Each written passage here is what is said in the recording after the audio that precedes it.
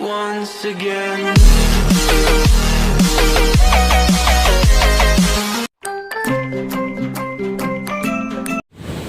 Hi mga paps, magandang umaga sa inyong lahat. Ngayon ituturo ko sa inyo kung paano ba alisin yung nakatatak na change oil dito sa mga Raider 150 Fi natin. Turuan ko kayo. So pag natapos na kayong mag-change ng oil nyo, dito yung drain plug nya. Pag tapos na kayong mag-change oil, ganito lang ang gawin niyo. First, press nyo tong select, long press nyo to.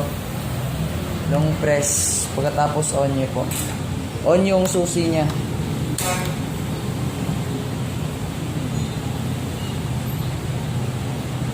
Tapos wala na, di ba? Ganun lang po alis ng oil change na makatatak dito pag tapos na kayong mag-change oil. Sana po nakatulong tong video ko kahit basic lang po ng mga tutorial. Yun po yung customer, pogi. Sige po, salamat po sa panonood.